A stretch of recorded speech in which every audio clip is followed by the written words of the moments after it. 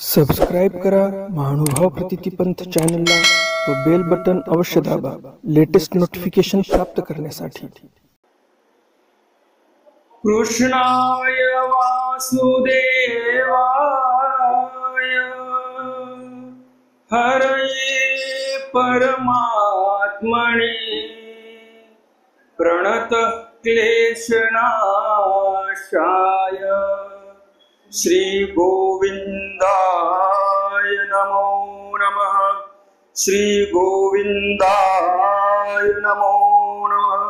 श्री गोपाल कृष्ण महाराज की जय।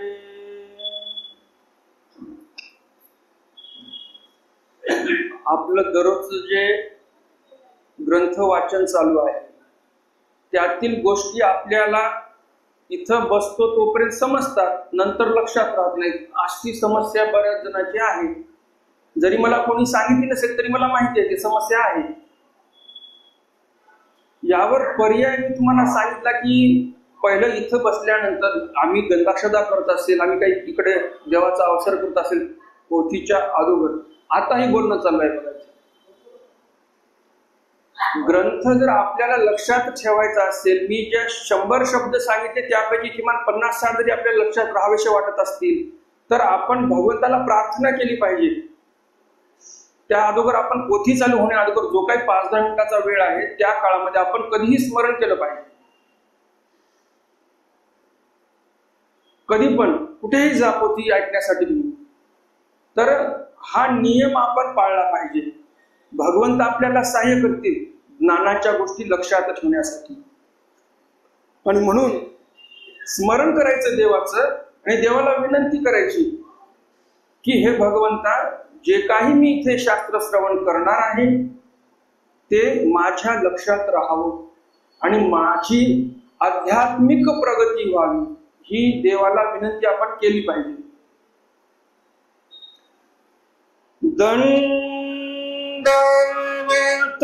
हो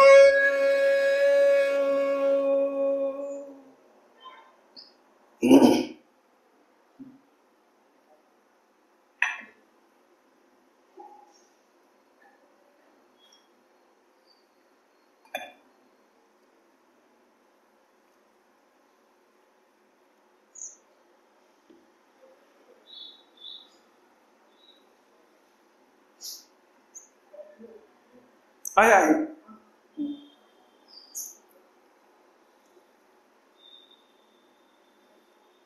सकाळच्या ज्ञान सत्रामध्ये आपण वेगळ्या वेगळ्या भक्ताच्या भावना कशा आहेत, कोण कोण्या मताचा आहे आणि कोण कशी देवाची आराधना करते हे पाहिलं। कोणी असे आहेत जे जीव आणि परमात्मा एकच आहेत असं बोलणारे आहेत, आणि काही जण असे आहेत की ते म्हणतात की परमेश्वर सेव्य आहे, आपण सेवक आहोत, आपण परमेश्वराची सेवा केली पाहिजे, परमेश्वर वेगळा आहे, मी वेगळा आहे। अशा ज्यांच्या भावना आहेत ते खरे देवाचे भक्त आणि तेच कैवल्य पदाला योग्य। आणि जे म्हणतात की जीव आणि शिव एकच, सर्वम खलविदम ब्रह्म, याशांना काय प्राप्ती होणार आहे? तर असे भक्तांचे प्रकार सांगितले। आणि काही भक्त तर असे सांगितले ते द्वैतवादालाही मानत नाहीत आणि अद्वैतवादालाही मानत नाहीत। राहिले निरालंबी, निरालंबी राहिले, कशाचंच आलंबन नको, कोण्याही मताचं आलंबन माझ्यावर नको, द्वैत मत असेल किंवा अद्वैत मत असेल, कशाचंच आलंबन नको, अशा पद्धतीने काही भक्तजन आहेत।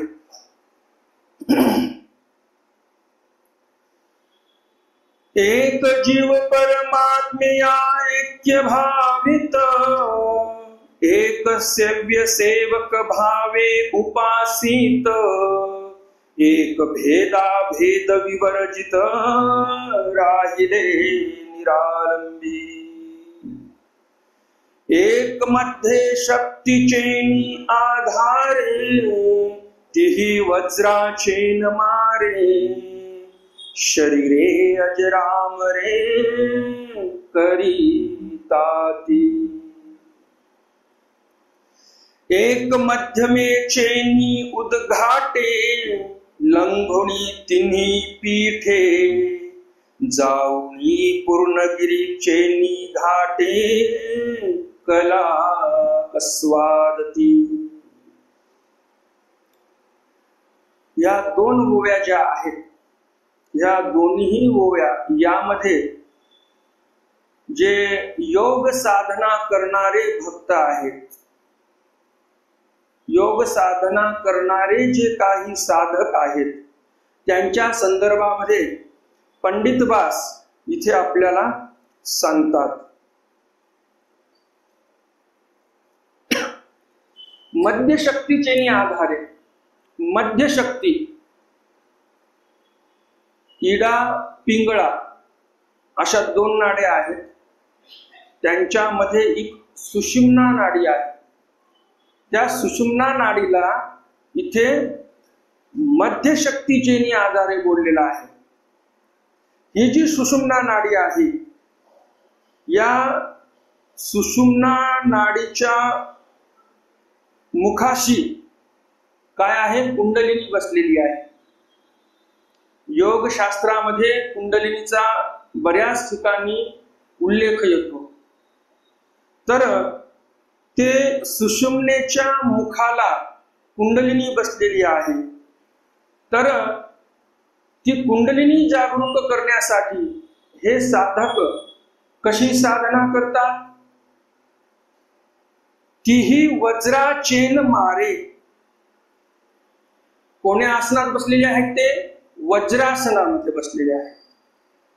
कारण वज्रासन हे योग साधनेमधलं फार एक महत्वाचं आसन आहे. त्याच्या नावामध्येच काय आहे? वज्र आहे. म्हणजेच काय, तर आपलं शरीरही ते वज्रासारखं करते. आणि कुंडलिनी जागरूक करण्यासाठी पण ते आसन फार महत्वाचं आहे. म्हणून आपल्या इथं पंडित बास काय म्हणतात, एक मध्यशक्तीचेनी आधारे तीही वज्रा चेन मारे. त्या शक्तीने, म्हणजे जे मध्यमेची जी शक्ती आहे सुषुम्ना नाडी, त्या सुषुम्ना नाडीवर जे कुंडलिनी आहे तिला जागरूक करण्यासाठी वज्रासनाचा उपयोग, म्हणजे वज्रासनामध्ये साधक बसलेले आहेत आणि त्या कुंडलिनीला जागरूक केलेला आहे. शरीरे अजरामरे करतात, शरीर अजरामर करत आहेत ते. आता नेमकं शरीर अजरामर कसं करतात ते लगेच पुढच्या ओळीमध्ये सांगतात. एक मध्यमेचेनी उद्घाटे लंघुनी तिन्ही पिठे. ही जी मध्यमा आहे, जे सुषुम्ना नाडी आहे, ही सुषुम्ना नाडीच्या मुखावर जी कुंडलिनी बसलेली आहे, या कुंडलिनीला उद्घाटे. आपण बऱ्याच मोठ्या मोठ्या टॉवर्स मध्ये बघतो, बिल्डिंग मध्ये बघतो, तिथे काय असतात? लिफ्ट असतात. मराठीमध्ये काय म्हणतात त्याला माहित नाही. मराठीमध्ये त्याला उद्वाहक म्हणतात, ऊर्ध्व नेणारी. बरोबर की नाही? तर इथे काय म्हणतात ते? उद म्हणजे ऊर्ध्व करत आहेत त्या कुंडलिनीला. लंघुनी तिन्ही पिठे, जे मूलाधार चक्र आहे, स्वाधिष्ठान चक्र आणि मणिपूर चक्र, याचं लंघन करून ही कुंडलिनी, हे साधक वर नेत आहेत. कुंडलिनी जागरूक झालेली आहे यांची. जाऊनी पूर्णगिरीचे निघाटे कला अस्वादिताती. जाऊनी पूर्णगिरीचे निघाटे, जे अनाहत चक्र आहे. पूर्णगिरीचा घाट म्हणजे काय? अनाहत चक्रालाही ओलांडून ती वर गेलेली आहे. आणि अशी वर जाऊन काय होते? कला अस्वादिताती. अशी ते कुंडलिनी वर गेलेली आहे. आणि तिथे गेल्यानंतर ब्रह्मरंध्र जे आहे तिथे ते पोहोचलेली आहे. आणि तिथे जाऊन कला आस्वादताती, तिथे सहस्त्रदल नावाचं कमळ आहे. आणि त्या कमळामध्ये अमृत श्रवते आणि त्या अमृताचं आस्वादताती म्हणजे आस्वादन घेत आहे. आता थोडक्यात सांगायला गेलं, आता ही प्रक्रिया तर मोठी सांगितली, मग आता नेमकं या प्रक्रियेला एक छोटस नाव असेल ना काहीतरी, जसं अँजिओप्लास्टी असते, बरोबर की नाही, वगैरे वगैरे आपले ऑपरेशन असतात विशेष, त्याचं एकच नाव देतो आपण, त्यामध्ये बरेच कामं असतात. त्याप्रमाणे मग या ज्या क्रियेला काहीतरी नाव असेल ना, तर या क्रियेला नाव काय आहे? काळवंचना. जे आगमिक लोक असतात त्या आगमिक लोकांना भूत, भविष्य, वर्तमान, भूत म्हणजे भूतकाळ, भविष्य म्हणजे भविष्यकाळ, वर्तमान म्हणजे वर्तमानामध्ये काय काय होईल हे सर्व त्यांना ज्ञान असते. तर त्यांचं अध्ययन फार मोठं असते. 360 कोटी सांख्यिकेच्या ग्रंथाचं अध्ययन त्यांना करावं लागते. किती पानं? 360 कोटी. मग आता एवढा अभ्यास करायचा आहे तर मग त्याला आयुष्य किती लागेल बघ. म्हणून ते अभ्यास तर करतात, पुन्हा ध्यानधारणाही करतात, जे काही त्यांची विधी आहेत ते करतात. मग हे अभ्यास केल्यानंतर त्यांना काय होते? त्रिकाळ ज्ञान प्राप्त होते. बहिर्यागाचं आचरण चालू केलं की लगेच सामर्थ्य येणं चालू होते. आणि सामर्थ्य आल्यानंतर त्यांना भूत, भविष्य, वर्तमान समजते. मग आता त्यांना हेही समजते यमदूत मला कधी नेण्यासाठी येणार आहे. मग आता साधना तर पूर्ण झालेली नाही, त्यावेळेला मग यांना जीवन जगायचं असते. तर मग काळाची वंचना, काळ म्हणजे काय? यम. त्या यमाची वंचना हे साधक करतात. कसे करतात?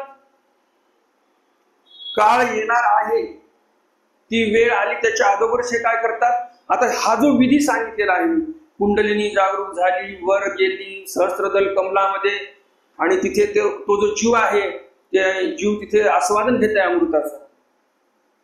तर हीच प्रक्रिया तो वंचना करणारा व्यक्ती जो आहे तो करतो, आणि या प्रक्रियेलाच काळवंचना असं बोलतात. काळवंचना हा शब्द लीळाचरित्रामध्ये आलेला आहे. निळभट्ट भांडारेकारांना देव म्हणतात, भटो काळवंचना का करा? 1000 वर्षाचं आयुष्य लाभेल तुम्हाला. आता जे तुम्ही मरत आहात 1000 वर्षाचं आयुष्य लाभेल. भांडारेकार म्हणतात, जी ज्यावेळेस हे भगवंत बोलत आहेत निळभट्ट भांडारेकरांना, त्यावेळेस निळभट्ट भांडारेकारांच्या उशाला स्वामींची मांडी होती. निळभट्ट भांडारेकरांचं डोकं स्वामीच्या मांडीवर होतं, आणि त्या प्रसंगी स्वामी म्हणतात, काळवंचना का करणं? एवढं दुःख कशाला सहन करता? आता याच्यामध्ये 2 भेद आहेत, पाठभेद. भटो काळवंचना का करणं? तुम्ही का बरं काळवंचना करत नाही? म्हणजे मग काही महानुभाव असे म्हणतात की निळभट्ट भांडारेकर एवढे विद्वान होते, एवढं योगशास्त्र त्यांना माहिती होतं की ते स्वतः काळवंचना करू शकले असते, असा एक अर्थ लावतात. आणि दुसरा अर्थ असा म्हणतात की स्वामी म्हणतात की तुम्ही काळवंचना करून घ्या, आम्ही तुमची काळवंचना करतो, तुमचा काळ जो येणार आहे तुम्ही चुकवतो, असाही अर्थ आहे. त्या प्रसंगावर भांडारेकर म्हणतात, जी मला ही मांडी, जी उशाला भगवंताची मांडी भेटलेली आहे ती मला भेटेल का पुन्हा? स्वामी म्हणतात, ते नेणे, ते माहिती नाही आम्हाला. मग भांडारकर म्हणतात, मग माहिती नाही तर मग 1000 वर्षाचं आयुष्य घेऊन करायचं काय आम्हाला? जर देव माझ्या सोबत नसेल तर मग 1000 वर्षाचं आयुष्य जगायचं तरी कशासाठी? कुणासाठी जगायचं? आणि भक्ताचा आत्मा तर परमेश्वर असतो. मग भांडारकर जगू शकले असते का देवाविना? 1000 वर्षाचं आयुष्य किती दुःखाचं आयुष्य राहिलं असतं ते. त्यापेक्षा भांडारकर म्हणतात, मी इथे संपलेलं बरं आहे. तर ही काळवंचना आहे. तर ते जे आगमिक आहेत ते काळवंचना करतात. पूर्ण आत्मा वर नेतात. सहस्त्रदल कमलामध्ये तो आत्मा गेलेला आहे. शरीरामध्ये कुठेही आत्मा उरलेला नाही. काही परमाणूमध्ये तो आत्मा बसलेला आहे. जाऊन यमदूत येतो, याची वेळ आलेली आहे. चालू आहे. तर यमदूतांना माहिती असते कोणाची वेळ कधी आहे. यमदूत येतात, पाहतात, याला घेऊन जायचं आहे, पण त्याच्यामध्ये आत्माच नाही. मग आता तुमच्या मनामध्ये प्रश्न येऊ शकतो, यमदूत का एवढे अज्ञानी आहेत का, त्यांना का त्या शरीरातला आत्मा ओळखू येत नाही का, असाही प्रश्न येऊ शकतो. तर या प्रश्नाचं उत्तर असं आहे की यमदूतांचा हा नियम आहे की जोपर्यंत शरीरामध्ये पूर्ण आत्मा ओवला पावलेला आहे, नखाग्रा पासोनी केशाग्रावेरी आत्मा पूर्णपणे त्याच्यामध्ये लिप्त आहे, त्यावेळेसच त्यांना ते आत्मा काढता येतो शरीरातून, उतटणे करता येतो, म्हणजे आत्मा काढून घेतात. म्हणजे तो माणूस जो आहे तो मृत पावतो. यमदूतांना ती आज्ञा आहे की तुम्ही त्या माणसाला मारू शकता त्याचा वेळ आल्यावर, पण पूर्ण शरीरामध्ये आत्मा हा लिप्त असला पाहिजे, व्यापलेला असला पाहिजे. पण इथे विषय काय आहे, आत्मा तर फक्त एखाद्या परमाणूमध्ये दिसत आहे त्यांना. नियमाप्रमाणे तर हे काही योग्य नाही, नियमामध्ये बसत नाही, त्यामुळं यमदूत काय त्या जीवाला नेत नाहीत. यमदूत तिथून निघून गेले एकदा, त्यांच्या लिस्ट मधून त्याचा नंबर कटला, त्यांनी फुली मारून टाकली त्या नावावर. आता यमदूत पुन्हा कधीही त्याला नेण्यासाठी येणार नाही. अशी काळवंचना पूर्वीचे साधक करायचे जे आगमिक होते.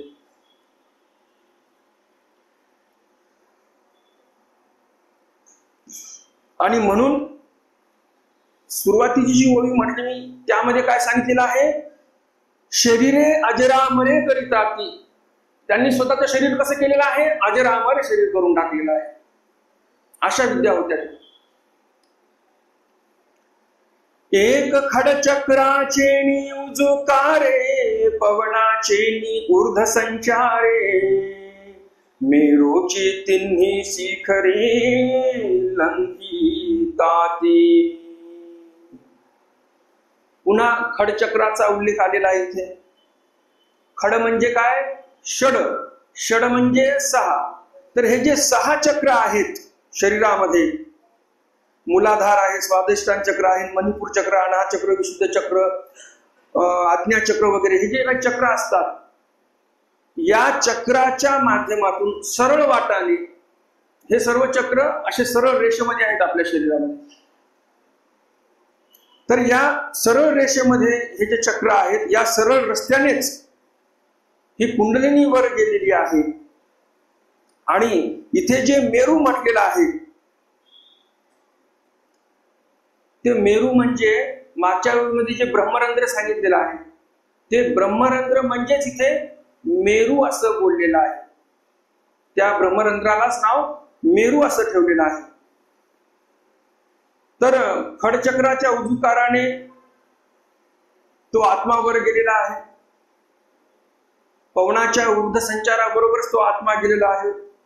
मेरूची 3 शिखरे लंघिताती. आता मेरूचे इथे किती शिखर सांगितलेले आहेत, 3. आता ते 3 शिखर म्हणजे त्रिकूट, श्रीहट आणि गोल्लाहट असे 3 नाव आहेत त्या शिखराचे. आणि या 3ही शिखराचं लंघन केलेलं आहे त्या जीवाने, त्या कुंडलीने. एक सोहम प्रतीती राहिले, एक सहजानंदे बोधने, एक उन्मही अवस्था पातले साधक जन. एक सोहम प्रतीती राहिले, जे काही आहे ते मीच आहे अशा प्रतीतीने. सर्वम खलविदम ब्रह्म, सर्व विष्णुमयम जगत.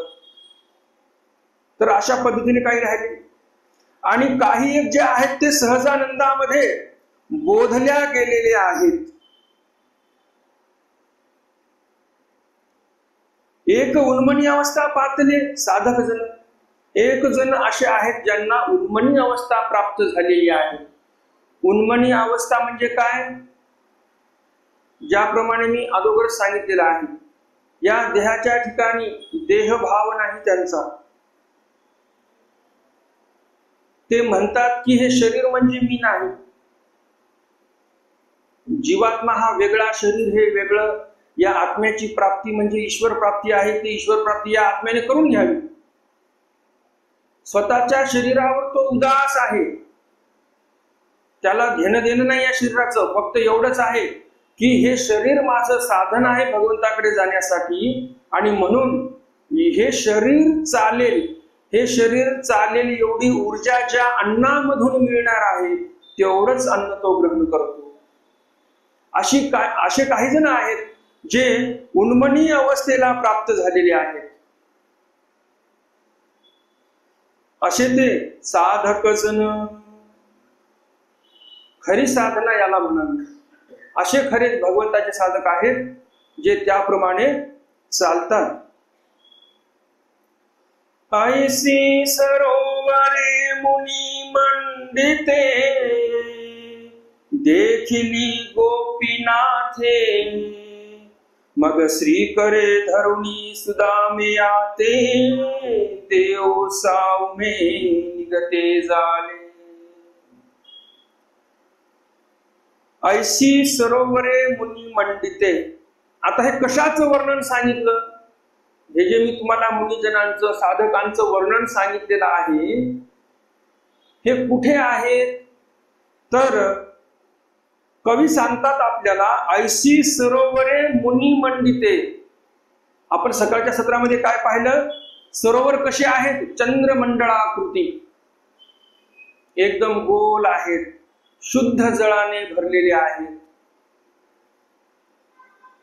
आणि अशा सरोवरांच्या अवतीभोवती साधक जण बसलेले आहेत, हे मी सकाळी सांगितलं.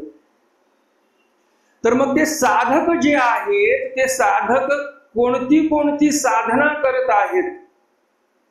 कोणी काळवंचना करत आहे, कोणी अहम ब्रह्मास्मी म्हणत आहे, कोणी काही म्हणत आहे, कोणाची प्रतीती कशी आहे, कोणाची प्रतीती कशी आहे, हे सर्व पुढील ओव्यांमध्ये, म्हणजे आता ज्या ओव्या आपण वाचल्या त्या ओव्यांचा मी तुम्हाला अर्थ सांगितला, त्या ओव्यांमध्ये आलेलं आहे ते की ते साधक जण, ऋषी मुनी हे काय करत आहेत नेमकं? तर हे ज्या प्रक्रिया ओव्यांमध्ये सांगितल्या त्या सर्व प्रक्रिया ते मुनी करत आहेत. आणि असे ज्येष्ठ श्रेष्ठ मुनी ऋषी यांच्यामुळे ऐशी सरोवरे मुनी मंडिते, त्या मुनिजनांमुळे, मंडित म्हणजे शोभायमान ते सरोवर दिसत आहे.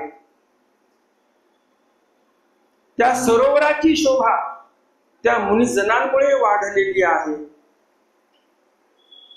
तर असे सरोवर मुनिजनांच्या तपश्चर्येमुळे, साधनेमुळे जे शोभून दिसत आहेत, हे सरोवरे देखिली गोपीनाथे. गोपींचे नाथ म्हणजे भगवंत श्रीकृष्ण यांनी ते पाहिलेलं आहे.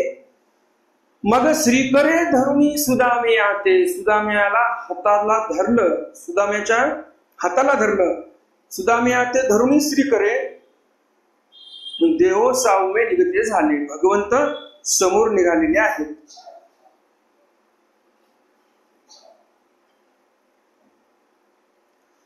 कामिनी प्रिया ते आळंगिता, तैसिया मंदारावरी कल्पलता, नाना फळी ओतवरा होत, श्रीकृष्णा भेटी लागी.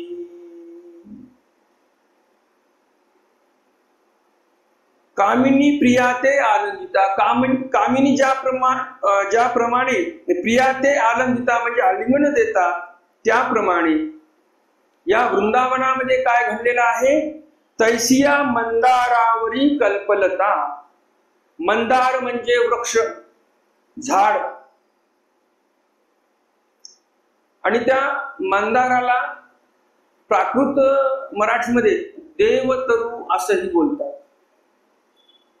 तर अशा त्या देवतरूवर, त्या मंदार वृक्षावर कल्पलता पूर्ण वेढलेली आहे. त्या कल्पलतेने आलिंगन दिलेलं आहे त्या वृक्षाला. नाना फळी ओतवरा होत, श्रीकृष्णा भेटी लागी. नाना फळी ओतवरा, नाना फळं लागलेली आहेत, नाना प्रकारचे झाडं आहेत आणि त्या झाडांना नाना प्रकारचे फळं आहेत. तर असे हे झाड ओतवरा, उतावीळ झालेले आहेत. कशासाठी उतावीळ झालेले आहेत? श्रीकृष्ण भेटी लागी, श्रीकृष्ण महाराजांच्या भेटीसाठी ते सर्व उतावीळ झालेले आहेत.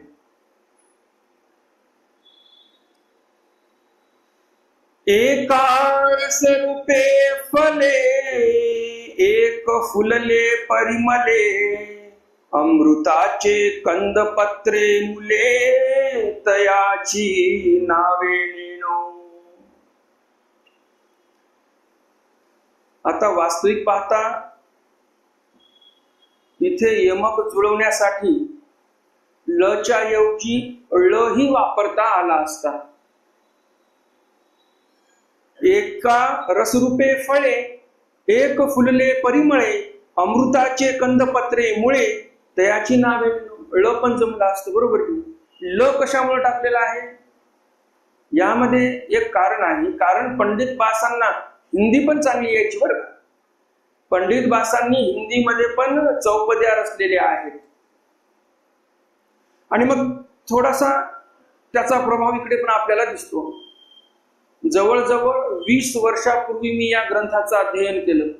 ज्यावेळेस आम्ही अध्ययनाची सुरुवात केली, आदरणीय श्रद्धेय गुरुवर्य वांबोरी निवासी श्री मामाजी यांच्याकडे, त्या दिवशी हाच विषय झाला होता. आमच्या बॅचमध्ये पण पंजाबी होते उत्तर भारतातील आणि त्यांना सर्व हिंदी यायची, ळचा उच्चार करता येत नाही त्यांना. मग त्यावेळेस बोलण्यामध्ये असंच आम्ही म्हटलं की आता यांना ओव्या म्हणण्यासाठी काही अडचण येणार नाही, कारण ळच्या ऐवजी ल वापरलेला आहे दामोदर पंडितांनी, म्हणजे यांची समस्या मिटलेली आहे. कारण ते पण ओव्या बोलायचे आणि मग मामाजी अर्थ सांगायचे. तर छोटे छोटे जे आपल्याला याच्यामध्ये बदल दिसतात ना, यामध्ये मोठे मोठे कारण असतात.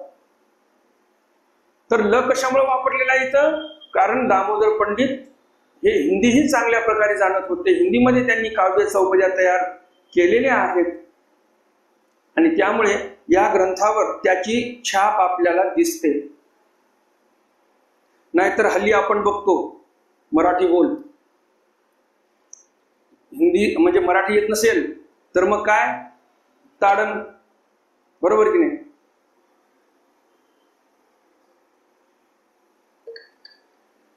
तर दामोदर पंडित पण मराठीचे अभिमानी होतेच ना, हिंदीचे पण अभिमानीच होते. जर त्यांना जर वाटलं असतं नाही मराठीच ग्रंथ तयार झाला पाहिजे, मग ल वापरला असता का त्यांनी? आता जे प्रसंग समोर येतात ते मी मोकळेपणाने सांगत असतो तुम्हाला. आपल्याला काय कोणावर टीका करायची नाही किंवा काही नाही, जे आहे ते सांगत आहे मी तुम्हाला. तर इथे दामोदर पंडितांनी पण हिंदीचा काही द्वेष केला नाही आणि मराठीचाही काही द्वेष केला नाही. दोन्हीचा मिलाप आपल्याला या ग्रंथामध्ये दिसतो. ळच्या ऐवजी ल ही वापरलेला आहे पंडित बासांनी.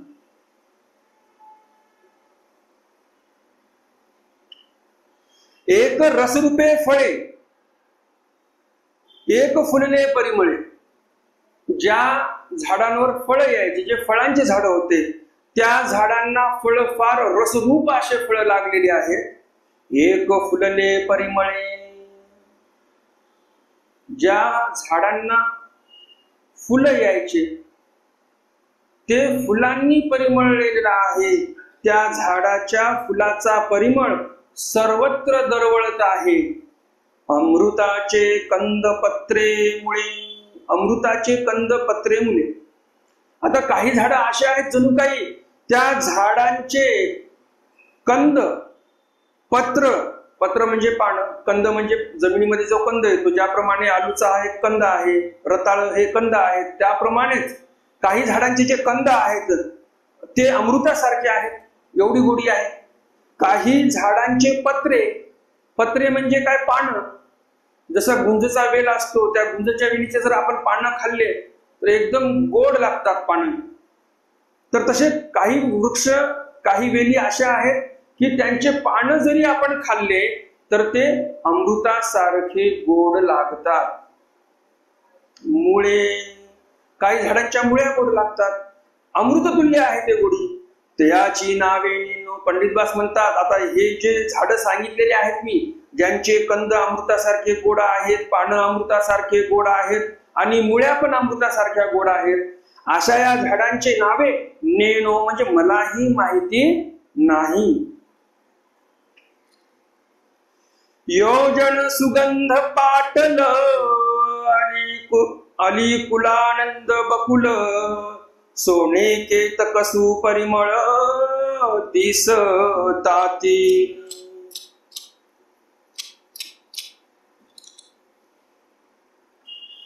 योजन सुगंध पाटळ,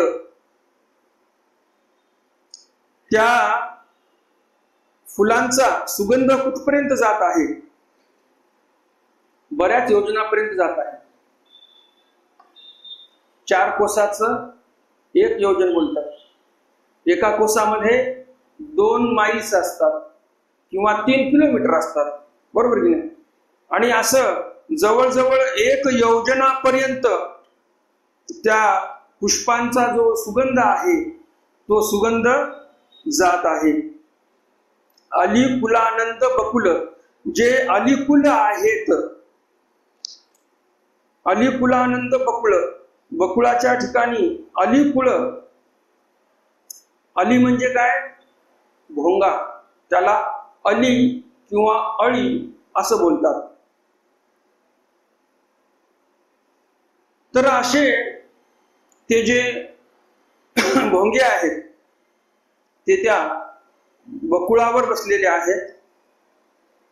सोनकेतकी परिमळ दिसतात. ती सोनकेतकीचा पण सुपरिमळ सर्वत्र दरवळत आहे. असा ते वृंदावन एकदम सुगंधित दिसत आहे.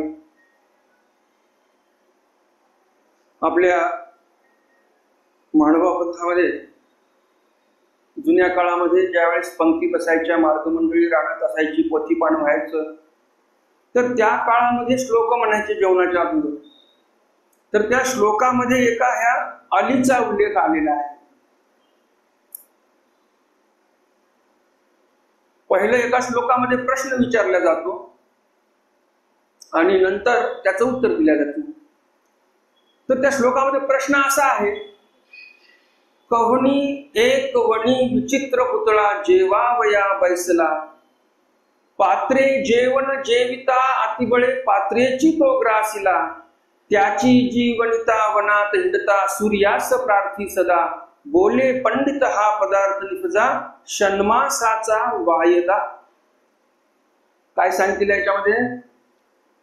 कहनी एक वनी, कोणीतरी एक वनामध्ये विचित्र पुतळा जेवावया बैसला, पात्रे जेवण जेविता, ज्या पात्रामध्ये जेवण करत होता, पात्रेची तो ग्रासिला म्हणजे त्या पात्रानेच त्याला खाऊन टाकलेला आहे. ज्या पात्रामध्ये तो जेवत होता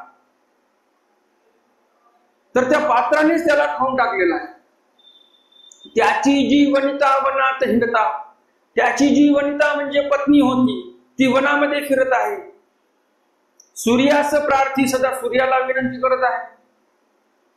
मग आता असा कोणता पदार्थ आहे, असं कोणतं पात्र आहे जे जेवणाऱ्यालाच खाऊन टाकते? आहे की नाही मोठा प्रश्न.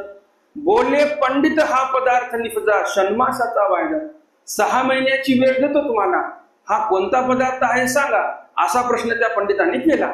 आणि असा प्रश्न मी तुम्हाला केलेला आहे. आता याचं उत्तर तुम्ही शोधा.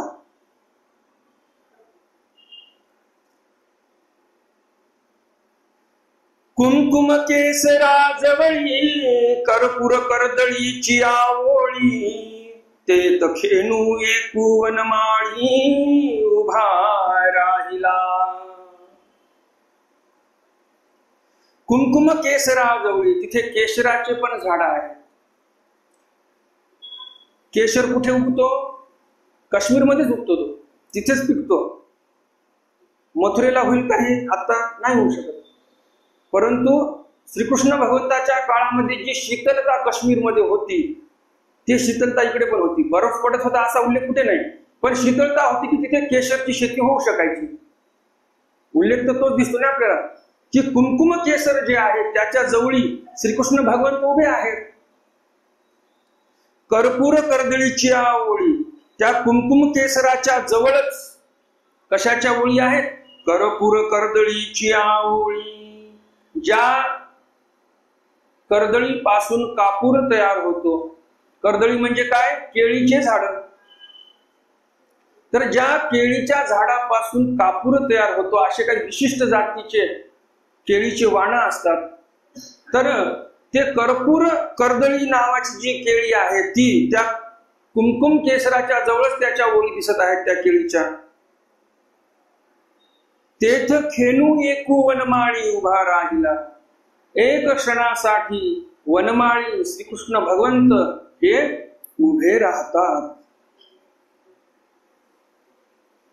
तेथे वन पुष्प जाती, दिव्य परिमळे उधाती, तेथ लावण्याची मालती काई वाणी. तेथे वनपुष्प जाती, दिव्य परिमळे उधांती, वेगळ्या वेगळ्या प्रकारच्या वनपुष्पातील जाती आहेत आणि त्यांचा सुगंध पण वेगळा वेगळा आहे. पण एकंदरीत सर्व त्या झाडांच्या फुलांचा सुगंध जो येत आहे तो कसा आहे? दिव्य परिमळ उधांती. तो परिमळ जो आहे तो दिव्य असा भासत आहे कवीला. तेच खेनू एकू वनमाळी उभा राही, तेच लावण्याची मालती काही वाणू. लावण्याची जे मालतीचे झाड आहेत फुलांचे ते काय वर्णन, त्यांचं मी काय वर्णन करू?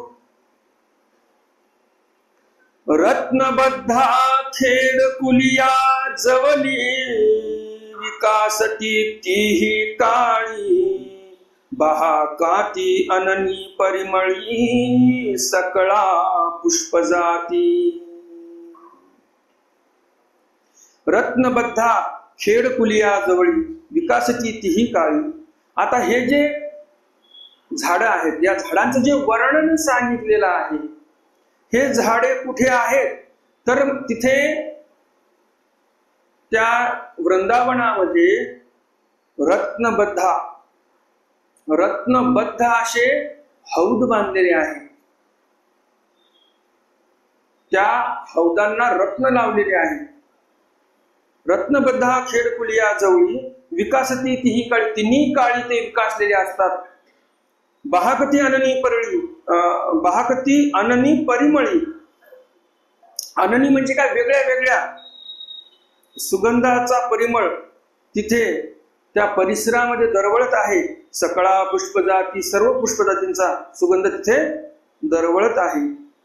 जिया कैलाशी उमावनी, अमरावतीचा नंदनवणी, सकळे दिपीतिया वृंदावणी, राया मुरारीचा. जिया कैलाशी उमावनी, कैलाश पर्वत आहे, त्या पर्वतावर पार्वतीसाठी एक वन तयार आहे. त्या वनाचं नाव उमावनच आहे. उमा म्हणजे कोण? पार्वती. तर त्या उमासाठीच ते वन तयार केलेलं आहे, म्हणून त्या वनाचंच नाव उमावन आहे. अमरावतीचा नंदनवनी, अमरावती म्हणजे स्वर्गाची राजधानी, तिथे इंद्राचं एक वन आहे, त्याचं नाव नंदनवन आहे. सकळे दीपितिया वृंदावन, हे जे काही उदाहरणं आहेत कैलाश पर्वताचं किंवा स्वर्गाचं, हे जे वन आहेत असे वन हे सर्व वृंदावनामध्येच आहेत. तिथे जे सुविधा असतील किंवा त्यांचं जे महत्व आहे त्या महत्वाच्याही पेक्षा महत्व या वृंदावनाला आलेलं आहे. सकळे दीपितिया वृंदावनी, या वृंदावनामध्ये सकळ ते दीप आलेले आहेत. नंदनवन असेल, उमावन असेल. कारण काय? कारण ते वृंदावन जे आहे ते कोणाचं आहे? राया मुरारीचा, श्रीकृष्ण भगवंताचं ते वृंदावन आहे. त्यामुळे तिथं कमी कशाचीच नाही, सर्व काही तिथेच आहे. जसं ते सुरुवातीला उभी आलेली आहे, जयापासून जगा जन्म, बरोबर की नाही? सगळ्या जगाचा जन्म त्यांच्यापासून झालेला आहे. मग आता वृंदावनामध्ये भगवंत आहेत म्हणजे सर्व काही तिथे आहे.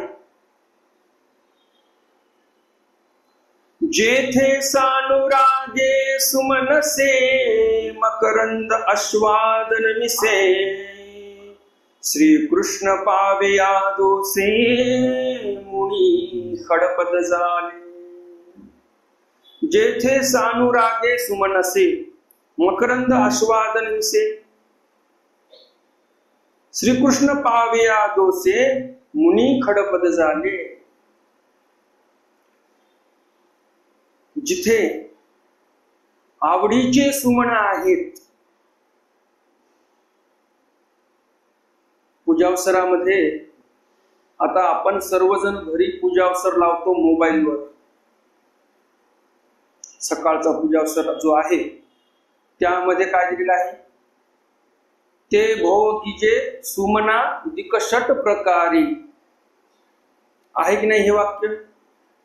त्या रेकॉर्डिंग मध्ये काय आहे, ते भोगीजे सुमना दिकषट प्रकारी.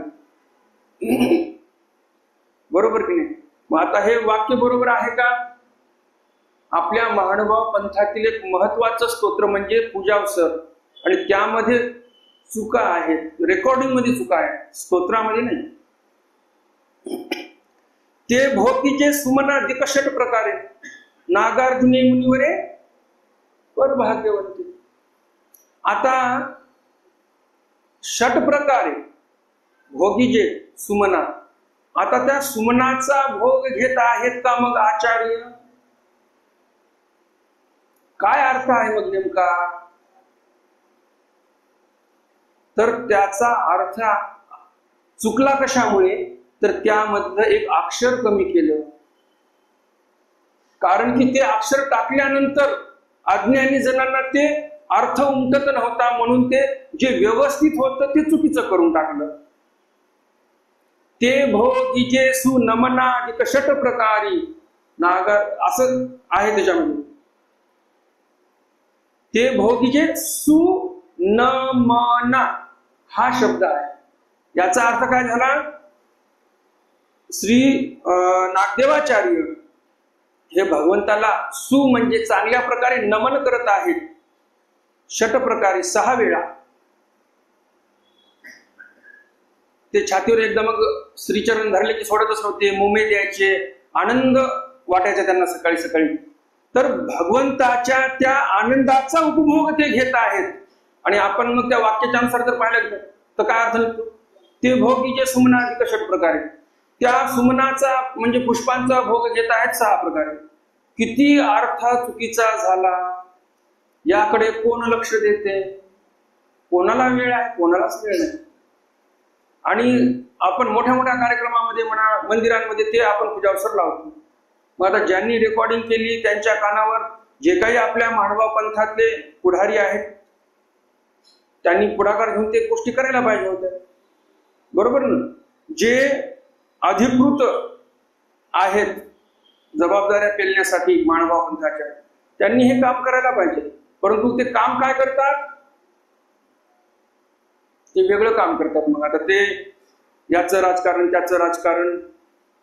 पंथामध्येच आपण आहोत 0.1%, 0.01% म्हटलं तरी चालेल. भारताची लोकसंख्या किती, 140 कोटी. महानुभाव पंथी किती आहोत आपण, साधू संत किती असतील महानुभाव पंथामध्ये, 0.1%ही नाही, 0.01%ही नाही. आणि याच्यामध्येच एवढं राजकारण चालू आहे की देवाचे स्तोत्र कुठे चुकत आहे, कुठे देवाची पंथाची मंदिराची हानी होत आहे, स्थानाची हानी होत आहे, काही कोणाचं लक्ष नाही. तर सांगायचं तात्पर्य एवढं की ह्या छोट्या छोट्या गोष्टीकडे लक्ष दिलं पाहिजे. नाहीतर मग अर्थ किती विचित्र होऊन जातो. येणारी पिढी काय म्हणेल, ते भोगीजे सुनमना हे जे शब्द आहे हा चुकीचा आहे, आणि ते भोगीजे सुमना हाच योग्य आहे. रेकॉर्डिंगवर आहे, ऑनलाईन आहे. तर अशा गोष्टी नको व्हायला. नाही तर मग एक श्लोक आहे, आता तो श्लोक नंतर कधीतरी सांगू. आता आपण आपल्या मूळ विषयाकडे येऊ.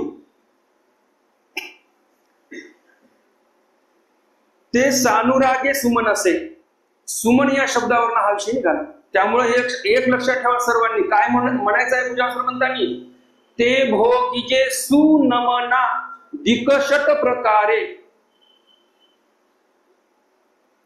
हे योग्य आहे, सुमना चुकीचं आहे. जेथे सानुरागे सुमनसे मकरंद आस्वादन मिसे श्रीकृष्ण पाविया तुसे मुनी खडपद झाले. जिथे अनुरागाचे सुमन म्हणजे पुष्प आहे, त्या पुष्पातील मकरंदाचा आस्वाद घेण्याविषयी म्हणजे घेण्यासाठी, घेण्याच्या कारणाने श्रीकृष्ण पावाव्या दोषे, श्रीकृष्णाची प्राप्ती करण्याच्या दोषे म्हणजे कारणाने मुनी खडपद झाले. मुनिजन जे आहेत ते खडपद झालेले आहेत. खड म्हणजे षड, षड म्हणजे सहा, सहा पद कोणाला असतात? भोंग्याला असतात. तर जणू काही हे मुनिजन भोंगे झालेले आहेत. जिथे सानुरागाचे पुष्प आहेत त्या पुष्पातील मकरंदाचा आस्वाद घेण्यासाठी हे मुनिजन जे आहेत ते भोंगे झालेले आहेत.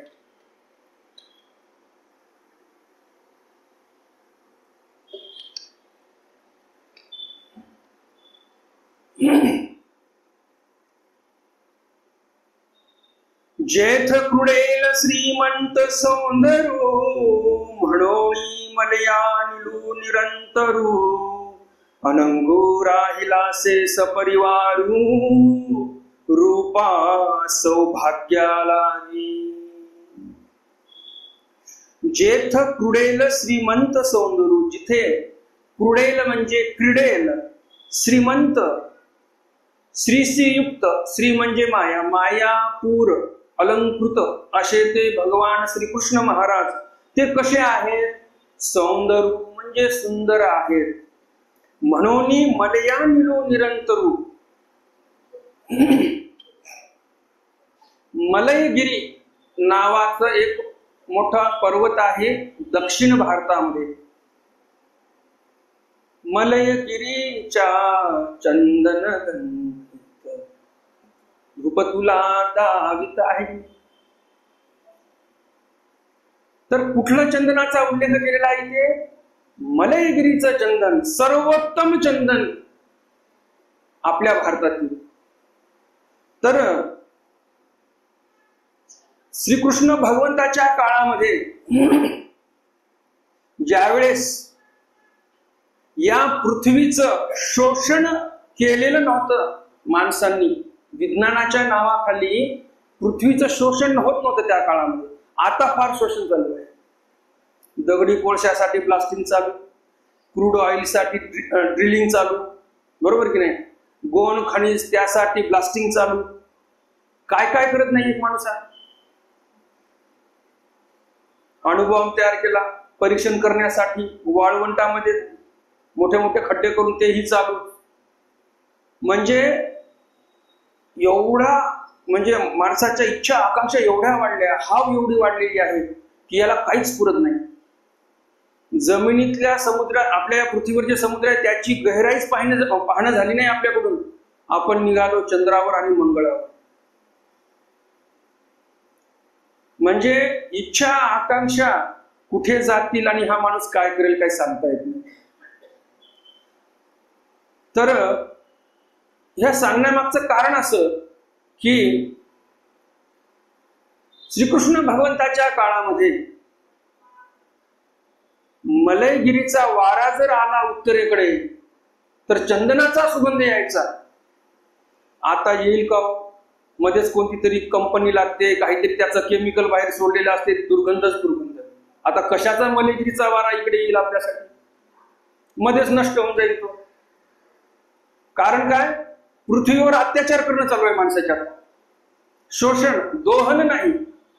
दोहन कशाला म्हणतात तुम्हाला सांगितलं.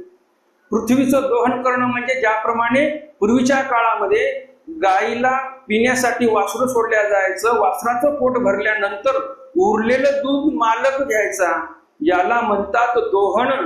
म्हणजे त्या गायीची जी आवश्यकता आहे, त्या गायीच्या पिलाची जी आवश्यकता आहे ते भागल्यानंतर उरलं सोडलं आपलं आहे, याला दोहन म्हणतात. आणि आपली सनातन संस्कृती दोहन करण्याचं सांगते, शोषण करण्याचं सांगत नाही. आपली संस्कृती काय सांगते? उष्णतेच्या काळामध्ये, उन्हाळ्याच्या काळामध्ये जर ऊन लागत असेल, फार उष्णता वाढली असेल, तर आपली संस्कृती काय सांगते? लिंबाचे झाडं लावा, चंदनाचे झाडं लावा घराभोवती. तुम्हाला तर थंड वातावरण मिळेलच. खारुताई आहे, काही पक्षी आहेत, त्यांना पण राहण्यासाठी घर होईल. आपली संस्कृती ही सांगते वृक्षवल्ली आम्हा सोयरी वनचरे. बरोबर की नाही? सर्व आपले सोयरे आहेत. आणि विज्ञान काय म्हणते? कोण बोलत आहे का फोन? तर विज्ञान काय म्हणते? आपण विज्ञानापुढे प्रश्न मांडायचा, आम्हाला फार गरमी होत आहे. विज्ञान काय म्हणे? एअर कंडिशनर बनवलेला आहे, घेऊन जा. 10 बाय 10 ची खोली थंड करा, बाहेर कॉम्प्रेसरच्या हवेनं 1 गुंठ्याचं रान गरम करा. दुसऱ्याचा विचार नाही विज्ञानामध्ये. बरोबर की नाही? तो जो बाहेर पंखा बसवलेला असतो तो किती हीट फेकतो बाहेर. म्हणजे एक छोटी खोली तर थंड होते, टेम्परेचर किती बाहेर वाढून जाते. दुसऱ्याचा विचार आहे का? नाही. त्यावर पुन्हा हानिकारक गॅसेस त्याच्यामध्ये, क्लोरोफ्लोरो कार्बन, CFCS ज्याला बोलतात. बरोबर की नाही? नाना प्रकारचे जे काही ओझोन लेअरला पण घातक आहेत. तर विज्ञान हे सांगते स्वतःचा विचार करा, मतलबी बना, दुसऱ्याचा विचार करायचा नाही आपल्याला. आणि या संस्कृतीलाच म्हणतात शोषण करणारी संस्कृती. निसर्गाचं शोषण करेल, पृथ्वीचं शोषण करेल, ज्यापासून फायदा आहे त्याचं शोषण करेल. आपण नदीचं शोषण करतो. बिचारी ती नदी शुद्ध पाणी देते आपल्याला, आणि आपण काय करतो? पूर्ण दुर्गंधीचं पाणी, इंडस्ट्रियल एरियाचं पाणी, ड्रेनेजचं पाणी सर्व त्या नदीमध्ये सोडून देतो. म्हणजे किती कृतज्ञ आहोत आपण. तर हे सांगण्यामागचं कारण उल्लेख इथे आलेला आहे मलया नील, की त्या काळामध्ये निसर्ग एवढा स्वच्छ सुंदर होता की जे कर्नाटक मध्ये मलयगिरीचा पर्वत किंवा केरळमध्ये जो मलयगिरीचा पर्वत आहे तेथील सुगंध इथपर्यंत दरवळत यायचा हवेने. ते मळयानिळू निरंतर त्या वृंदावनामध्ये ते मळयानिळचं जे वारं आहे ते निरंतर फिरत आहे आणि सर्व वातावरण सुगंधित झालेलं आहे. अनंगू राहिलासे सपरिवारू. एवढंच काय, हे वारं तर जाऊ द्या, अनंग म्हणजे कामदेव, तो कामदेवही सपरिवारू राहिलेला आहे तिथं. कशासाठी राहिलेला आहे? रूप सौभाग्याला, की काहीतरी माझं ही रूप सुधरेल भगवंताच्या सन्निधानामध्ये, त्यासाठी तो ते राहिलेला आहे.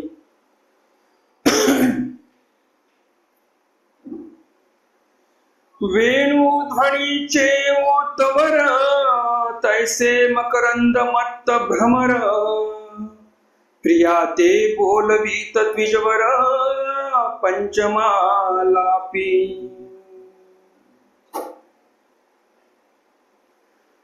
वेणुध्वनीचे ओतवर,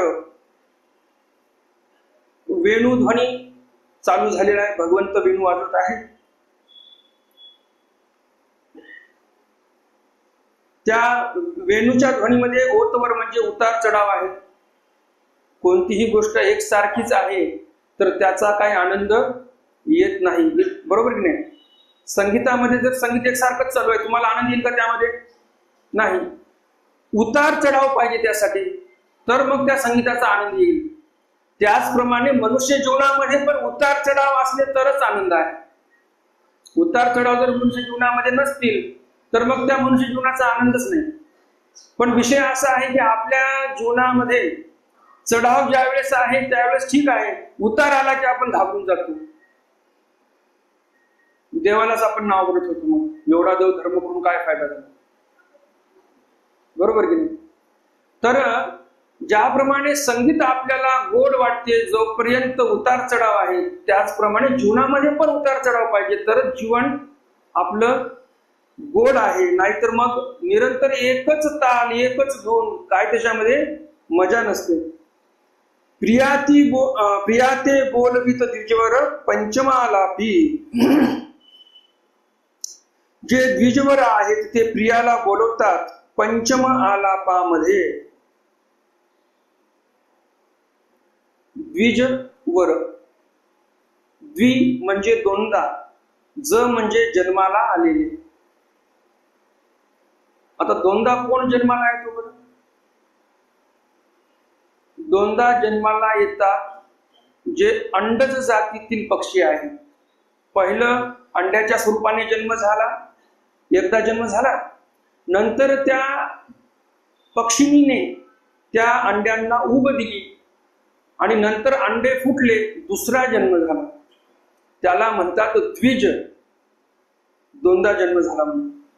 त्याचप्रमाणे आता आपल्या समाजामध्ये जो अर्थ रूढ आहे तो अर्थ काय आहे? द्विज गोरक्षण म्हटल्यानंतर आपण काय म्हणतो? ब्राह्मणाच्या गायी राखल्या. द्विज या शब्दाचा अर्थ काय? ब्राह्मण. मग आता ब्राह्मणाला द्विज का म्हणावं? द्विज या शब्दाचा अर्थ तर असा आहे की दोनदा ज्यांचा जन्म होतो. मग आता ब्राह्मणाला द्विज का म्हणावं? एक जन्म झाला मातेच्या उदरातून आणि दुसरा जन्म झाला 8 वर्षा, ज्यावेळेस मुंजी बंधन होते त्यावेळेस दुसरा जन्म झाला असं बोलतात आणि म्हणून ब्राह्मणालाही द्विज असं बोलतात. मग आता ब्राह्मणालाच द्विज म्हणतात का? नाही. महानुभाव पंथातील जे संन्यासी आहेत तेही द्विज आहेत. कसे? पहिला जन्म मातेच्या उदरातून, दुसरा जन्म झाला संन्यास झाल्यानंतर आपण काय म्हणतो? आमचा आता दुसरा जन्म झाला. मग महानुभाव पंथातील पण संन्यासी जे आहेत ते काय आहेत? द्विज आहेत. तर इथे उल्लेख आहे पक्ष्यांचा. ते पंचम आलापामध्ये गायन करत आहेत आणि बोलवत आहेत प्रियात. देखोनी मेघ सावळी श्री मूर्ती, आनंदे मयूर नृत्ये करीती, सुख सारिका संवादती, वेदांत सिद्धांती. खूप सुंदर वर्णन असं या ओळीमध्ये कवींनी केलेलं आहे. देखोनी मेघ सावळी श्रीमूर्ती, मेघासारखी सावळी श्रीमूर्ती ही भगवंताची आहे. पावसाळ्यामध्ये काय येतात? मेघ येत असतात. त्या दिवशी मी बोललो, ज्या ढगांमध्ये पाणी आहे तेच ढग फक्त सावळ्या रंगाचे दिसतात. सावळा रंग असतो नाही मेघांचा. तर तसे श्रीकृष्ण भगवंत होते. तर कवी काय म्हणतात आपल्याला? तिथे मयूर नृत्य करत आहेत. का नृत्य करत आहेत? ज्याप्रमाणे पावसाळ्याच्या दिवसामध्ये आकाशामध्ये मेघ दाटले की मयूर नृत्य करतात. हे मोर जे आहेत पूर्ण पिसारा फुलवतात आणि नाचतात छानपैकी. पण कवी काय म्हणतात इथे? पावसाळ्याचे तर दिवस नाही, आकाशामध्ये मेघ नाही, पण श्रीकृष्ण भगवंतांची श्रीमूर्ती हे मेघ सावळी दिसत आहे आणि त्या मेघ सावळ्या श्रीमूर्तीला बघून ते श्रीमूर्ती डोळा भरून पाहून हे मयूर नृत्य करत आहे. सुख सारिका संवादती, वेदांत सिद्धांती. किती सुंदर वर्णन आहे.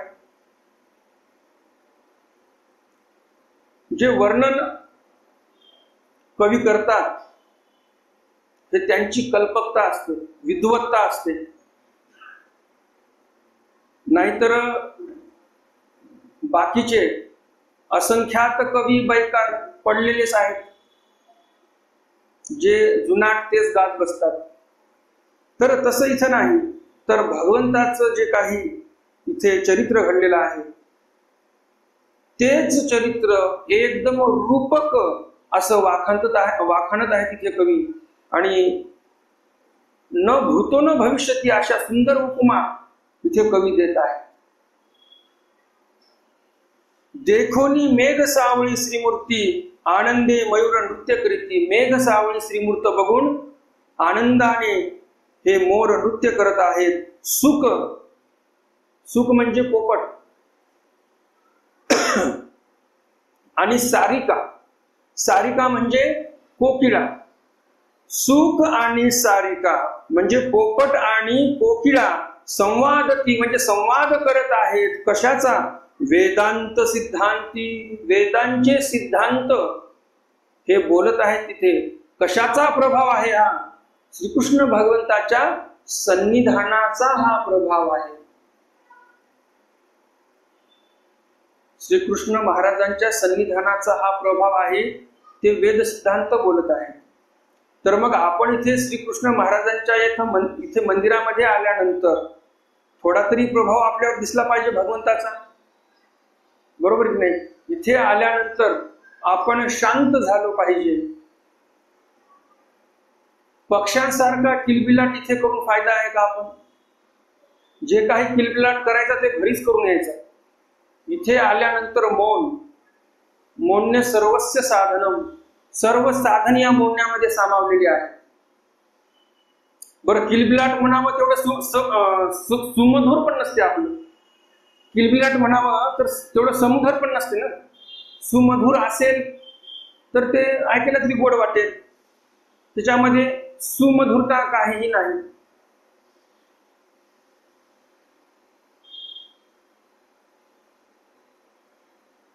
तर श्रीकृष्ण महाराजांची महिमा एवढी आहे. पोपट आणि कोकिळा पण वेद सिद्धांत बोलायला लागलेले आहे. वेधे येऊनी वृंदावना, आडी गती गाताती देवांगणा, तेथ खेणू एकू श्रीकृष्णाचे मन स्थिरावले. वेधे येऊनी वृंदावना, आडी गती गाताती देवांगणा. वेध लागलेला आहे भगवंताचा, त्यामुळे हे देवांगणा ज्या आहेत त्या वृंदावनामध्ये आलेल्या आहेत. आणि तिथे येऊन हातामध्ये एक तारी घेऊन आडी गती गाताती देवांगणा, एक तारा हातामध्ये घेऊन ते ध्वनी वाजवत वाजवत देवांगणा हे गीत गायन करत आहे. तेथ खेणू एकू श्रीकृष्णाचे मन स्थिरावले. श्रीकृष्ण भगवंताचं चित्त मन तिथे स्थिरावलेलं आहे एका क्षणासाठी. जेथे सदा ऋतुसी ऋतुपती, यक्ष यक्षणी क्रीडा करीती, वनदेवता नाचती आनंद भरिता.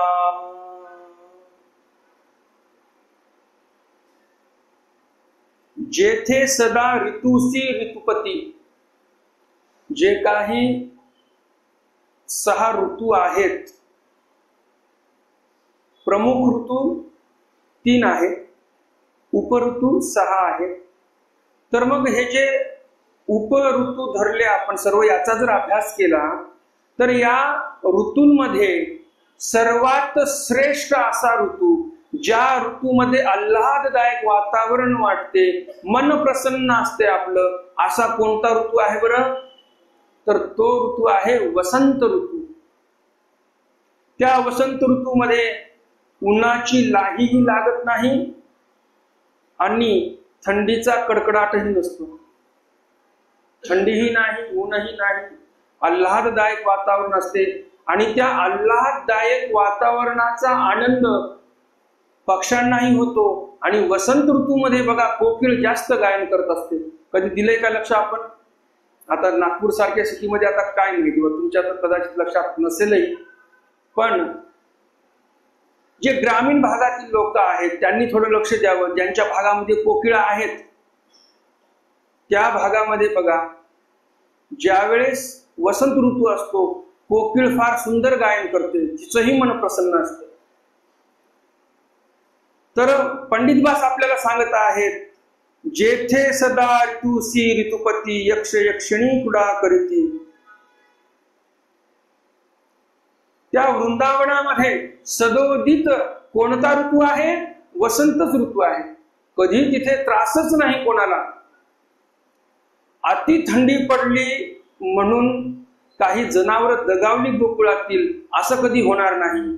आणि अति ऊन पडलं, पाणी भेटत नाही, दुष्काळ पडलेला आहे, गाई वासरांना पाणी प्यायला नाही म्हणून गाई वासर मरून गेले असंही कधी घडलं नाही. कारण त्या वृंदावनामध्ये गोकुळामध्ये निरंतर वसंत ऋतूचं आहे, आल्हाददायक वातावरण आहे निरंतर. तिथे यक्ष यक्षिणी क्रीडा करत आहेत, वनदेवता नाचत आहेत, या सर्वांना आनंद झालेला आहे, सर्व आनंद भरित आहेत.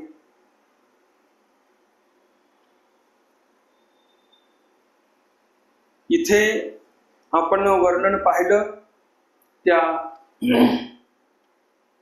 वृंदावनातील झाडांचं, सरोवराचं, त्याचबरोबर तिथे जे मुनिजन लोक बसलेले आहेत त्या सर्वांचं वर्णन पाहिलं.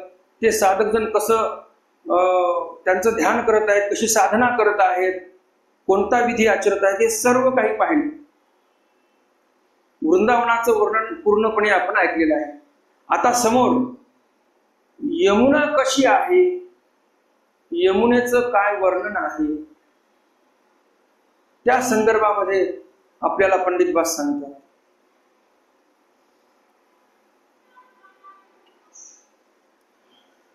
असो हे शब्द रचना वर्णूने जेते वृंदावना, देवोची पाव्या यमुना निगते झाले. असो हे शब्दरचना. आता कवी म्हणतात वृंदावनाची जी शब्दरचना केली मी वृंदावनाचं वर्णन करण्यासाठी, आता ती शब्दरचना बस झाली.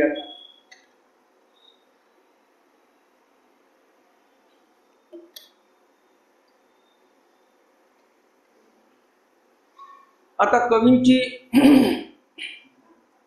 शब्दरचना बस झाली. कवी म्हणतात आता बस झालं वर्णन करणं. म्हणजे काय, आता वृंदावनाचं वर्णन संपलं आणि वृंदावनामध्ये काही वर्णन करण्यासारखं नाही असं काही आहे का? भरपूर काही आहे वर्णन करण्यासारखं. पण कवी म्हणतात आता इथं थोडं थांबूया आणि आपण आता दुसऱ्या विषयाकडे वळूया. आता तो विषय सांगतात वर्णून नेणीचे ते वृंदावन. आता बस झाला, आता कितीही मी ओव्या तयार केल्या या वृंदावनावर तरीही मला यथा योग्य त्या वृंदावनाचं वर्णन करता येणार नाही. आणि त्यामुळे देवची पाविया यमुना, आता देव यमुनेकडे निघत आहेत आणि आता मी पण यमुनेकडे निघतो वर्णन करण्यासाठी यमुनेचं, असं पंडित बास म्हणतात. देव यमुनेकडे निघते झाले, यमुनेकडे देव निघालेले आहेत. कालिंदी जळ निरमळ श्रीकृष्ण कांती श्यामळ, प्रतिबिंबली म्हणून सुनीळ होऊनी ठेली.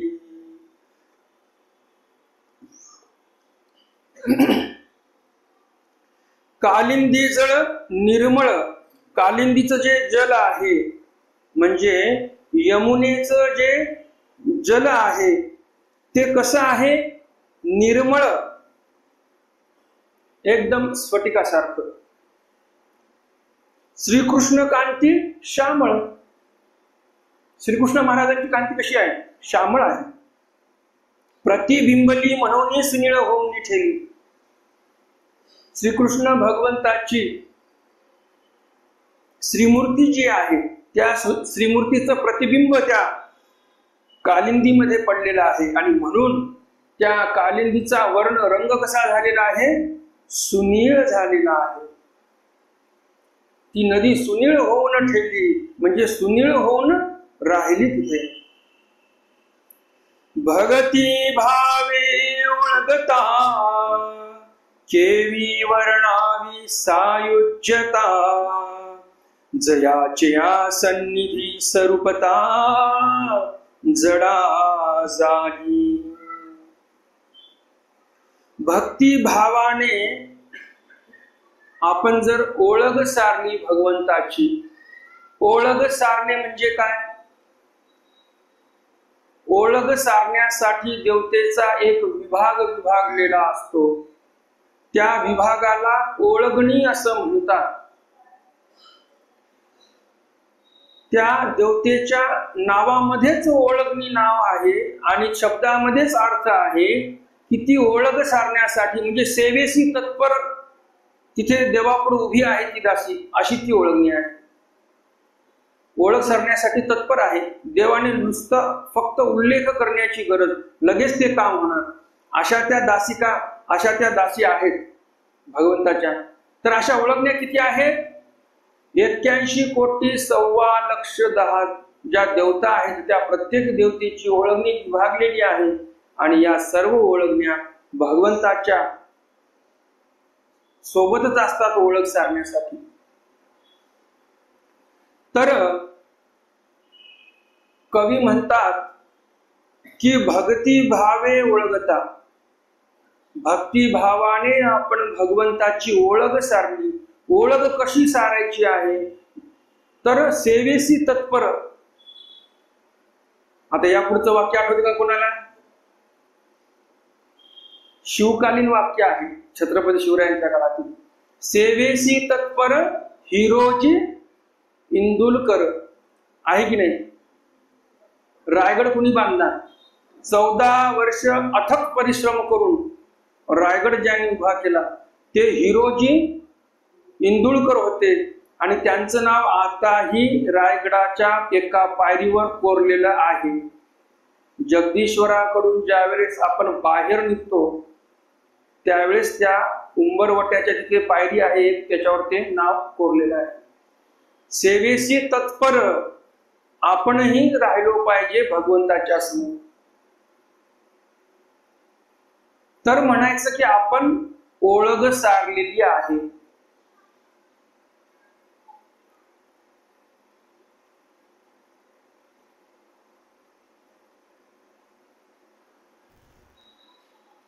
केवी वर्णावी सायुज्यता,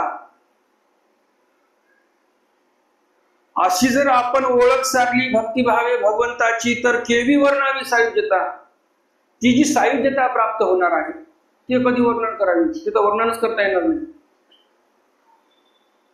आता सायुज्यता कशाला म्हणतात? 4 मुक्त्या आहेत. अन्य संप्रदायामध्ये म्हण आहे, देवाची या दारी उभा क्षण भरी तेने मुक्तीचारी साधी. तर या 4 मुक्त्यांपैकी ही एक मुक्ती आहे. कोणती मुक्ती? सायुज्यता ही एक मुक्ती आहे. 4 मुक्त्या कोणत्या सांगितल्या? सालोक्य, सामिप्य, सालोक्य, सामिप्य, सारुप्य, सायुज्य. सालोक्य म्हणजे त्या लोकामध्ये पावन. सामिप्य म्हणजे जसं आता उदाहरण आपण घेऊ इंद्रदेवाचं, स्वर्गातील जी इंद्रदेवता आहे, तर त्या लोकामध्ये पावन झाले. एखाद्या देवतेच्या मूर्तीमध्ये जी एक सेवक देवता आहे तिथली, तिथे पावन झालं तर त्याला म्हणावं सालोक्य मुक्ती. लोकामध्ये पावन झालं, सालोक्य त्याला म्हणावं. सामिप्य म्हणजे इंद्राच्या जवळचे जे काही देवतागण आहेत त्यांच्या राज्यसभेमध्ये असे आसनावर बसणारे मंत्री आहेत इंद्राच्या दरबारातील जवळचे, त्याला म्हणायचं सामिप्य मुक्ती. त्यांच्यामध्ये प्राप्ती मिळाली देवतेची साधना करणाऱ्या जीवाला तर त्याला म्हणावं सामिप्य. सारुप्य म्हणजे स्त्रीला काय म्हणतात? स्त्री ज्याची पत्नी असेल त्या स्त्रीला अर्धांगिनी म्हणतात. जसं त्या दिवशी उदाहरण सांगितलेलं मी की मंडन मिश्रची पत्नी काय म्हणते की तुम्ही शंकराचार्यांना की तुम्ही मंडन मिश्राला हरवलं तर अर्धा अंग हरलेला आहे, अर्धांगिनी अजून बाकी आहे, माझ्यासोबत चर्चा करा तुम्ही. बरोबर की नाही? तर तसं सारुप्य म्हणजे जी अर्धांगिनी आहे इंद्राची, इंद्रायणी, तिच्या ठिकाणी पावन झालं एखाद्या जीवाचं तर त्याला काय म्हणावं? सारुप्य मुक्ती प्राप्त झाली. आणि सायुज्य म्हणजे काय? लगेच त्या इंद्रामध्येच पावन झालं. मुख्य देवता स्वर्गाची कोण आहे? इंद्र. त्या इंद्राच्याच मूर्तीमध्ये त्या देवतेच्या साधकाचं पावन झालेलं आहे, त्याला म्हणावं सायुज्य मुक्ती. सालोक्य, सामिप्य, सारुप्य, सायुज्य 4 मुक्ती झाली. विशेषतः महानुभाव पंथाची किंवा ईश्वर धर्माची विशेषता अशी आहे की इथे फक्त सायुज्य मुक्ती आहे. हे सालोक्य, सामिप्य वगैरे वगैरे काही मुक्त्या नसतात. आणि म्हणून पंडित बासांनी एकच मुक्ती धरली इथे ओबीमध्ये. काय म्हणलेले आहे? केवी वर्णावी सायुज्यता, जे ईश्वर प्राप्ती आहे तिचं मी काय वर्णन करू बरं. बरं, ही मुक्ती कोणाला मिळते? भक्ती भावे ओळखता, ओळख सारण्याशी जे तत्पर आहेत, सेवेशी तत्पर, अशाच व्यक्तीला ही मुक्ती मिळते. असं कोणालाही मुक्ती मिळत नाही. त्यासाठी काय करावं लागते? जन्मांतरीच्या श्वासा इतके मोजिले हरिनाम, बाईनी विकत घेतला श्याम. जन्मामध्ये आपण जेवढे श्वास घेतले असतील तेवढं जर आपण हरीचं नाम घेतलं, श्रीकृष्ण भगवंताचं नाम घेतलं, तर मग आपण विकत घेतला श्याम असं म्हणू शकतो. त्या स्मरणाच्या बदल्यात एवढं सामर्थ्य नामस्मरणामध्ये आहे. मग आता एवढं नामस्मरण जेव्हा होईल तेव्हाच प्राप्ती आहे. आता कधी करायचं तेवढं नामस्मरण? आपण पुढच्या जन्मामध्ये. या जन्मामध्ये सर्व कळून अशी स्थिती आहे. पुढच्या जन्मामध्ये काय होते, ईश्वर धर्म समजते किंवा नाही हेही माहिती नाही आपल्याला. मग काय होणार?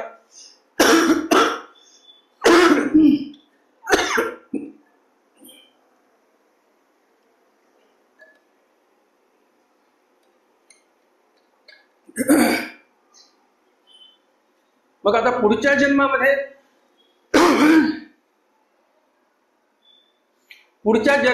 काय होईल आपलं काही सांगता येईल का?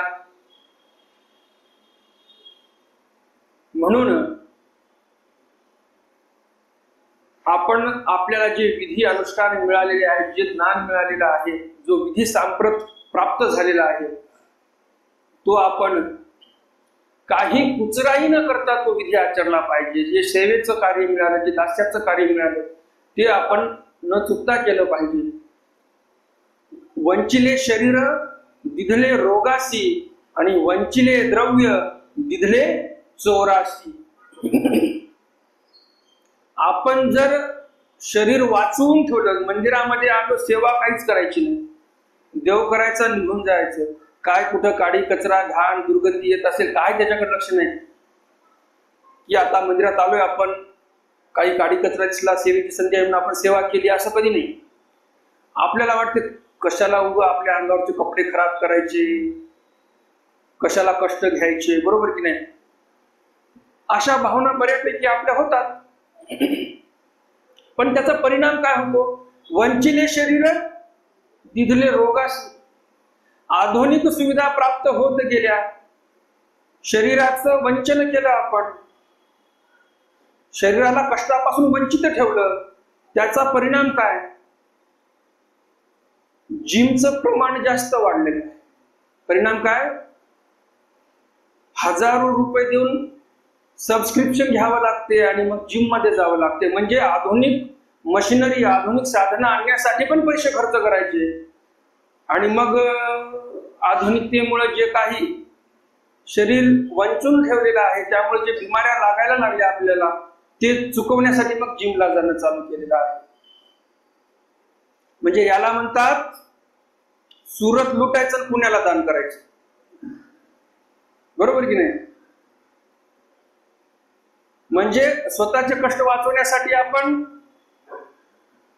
पैसे खर्च केले, आधुनिक संसाधनं आणली, परंतु परिस्थिती उलटीच झाली. पुन्हा त्यासाठी पैसे खर्च करावे लागले.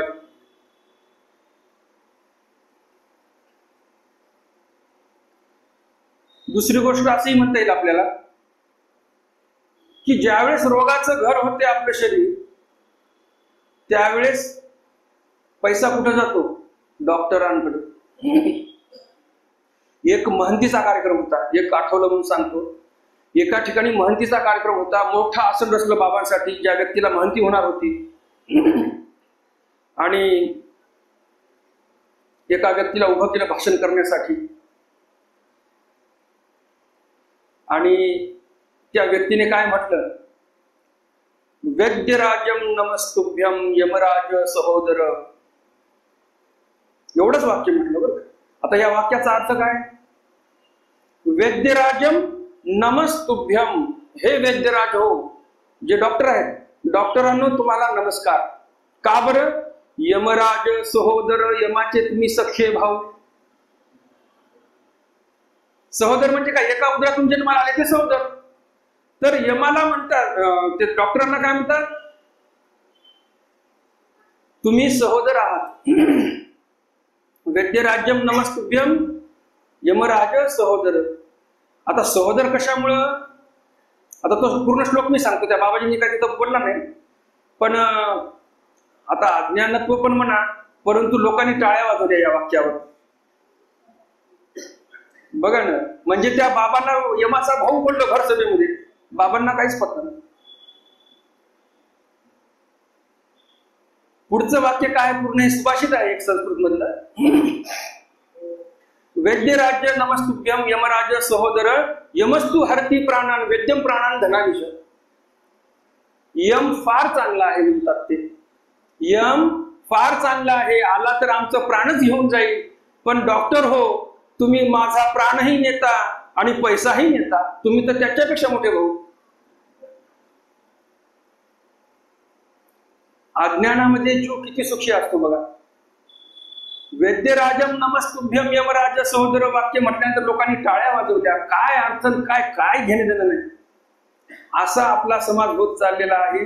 ना कोणत्या संतांना याच्यावर विचार केला, ना कोण्या महंतांनी विचार केला, काही नाही. चाललं चालू द्या, आसनावर बसायला भेटलं, संपला विषय. कशी परिस्थिती आहे? एकदम बाका परिस्थिती, आमच्या भाषेत सांगायचं म्हणजे आमच्या इकडे एकदम सर्वोत्कृष्ट परिस्थिती आहे. चाललंय गाडा धकवायचा आपण, पण आता काय करता?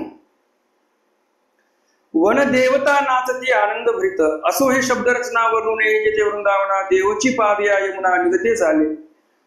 कालिंदी जल निर्मल, श्रीकृष्ण कांती श्यामळ, प्रतिबिंबली म्हणून स्निळ होऊनी ठेली. भक्तिभावे ओळखता केवी वर्णावी सायुज्यता. भक्तिभावी ओळखता केवी वर्णावी सायुज्यता. भक्तिभावाने आपण जर चतुर्विध साधनाचं सेवादास्य केलं, कुठेतरी एका ठिकाणी राहावं, एखाद्या चांगल्या उत्तम अधिकरणाचं सन्निधान करावं, त्या अधिकरणाचं जे सेवा दास्य घडेल ते करावं, परमार्गाचं सेवा दास्य करावं आणि स्वतःला उपकृत करून घ्यावं.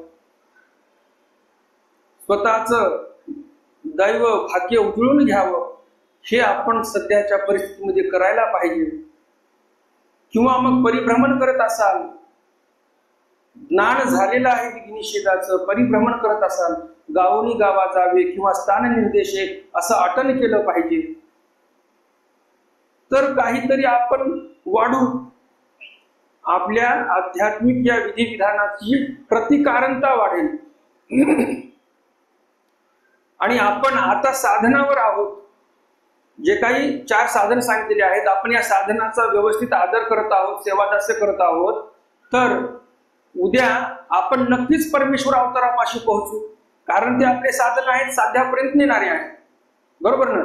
त्यामुळं या साधनाची सेवा घडली पाहिजे. नाहीतर उगाच फिरत बसायचं इकडे तिकडे इकडे तिकडे, काही कोणाची सेवा नाही, काही कोणाचं दासे नाही. गेलं तिथे त्या ठिकाणी उपद्रवच देऊन यायचा. असे आपल्याकडून कृत्य होता कामा नये. कारण आपण भगवंतासाठी तिथे अनुसरलेलो आहोत.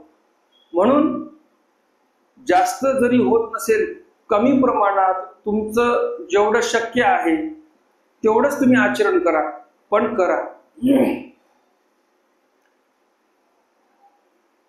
जयाच्या सन्निधी स्वरूपता जडा झाली. किती सुंदर वाखाणन करतात कवी.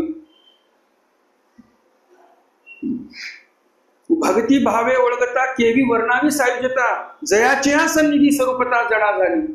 अहो, भक्तिभावाने जर देवाची भक्ती केली, ओळख सारली आपण परमेश्वराची, तर सायुज्यता जी भेटते त्याचं तर वर्णन आपण करू शकणार नाही. पण जयाच्या सन्निधी स्वरूपता जडा झाली. अहो, ज्यांच्या सन्निधानामुळे जडाच्या ठिकाणी सरूपता आली. म्हणजे कसं, जे कालिंदी जल वाहत आहे, एकदम स्फटिकाकार शुद्ध निथळ आहे, त्या पाण्यापाशी भगवंत गेले आणि ती नदीही सुनीळ झाली भगवंताच्या त्या प्रतिबिंबामुळे. जर सन्निधानामुळे जड, पाणी हे चेतन आहे की जड आहे? पाणी जड आहे, बरोबर की नाही? तर जड असं पाणी आहे, परंतु स्वरूपता झाली भगवंतासोबत.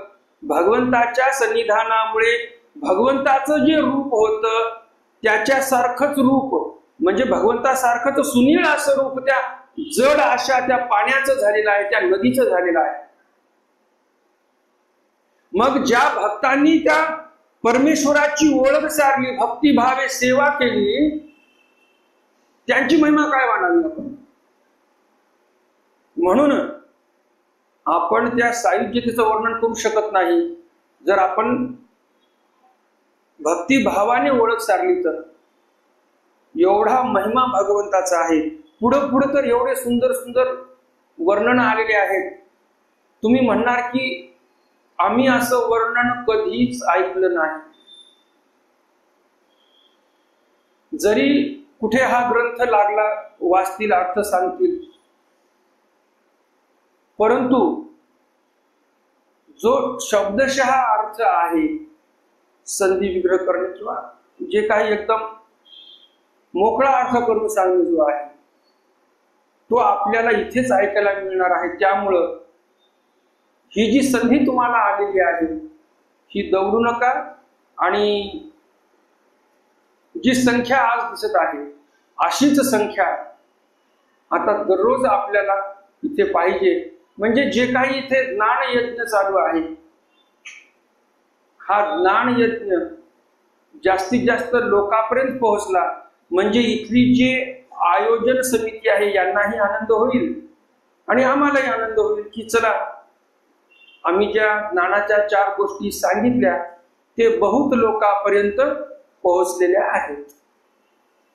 तर आज आपण आपल्या विषयाला इथेच विराम देऊया. दंडवत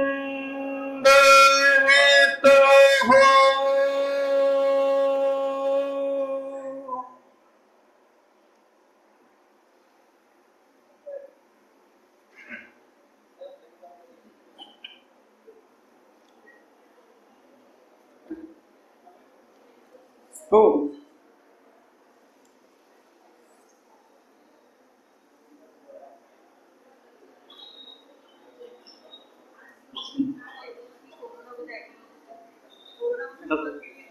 बरोबर. जेव्हा शब्द कानात पडलेले मला तेव्हा भेटलं की कोरोना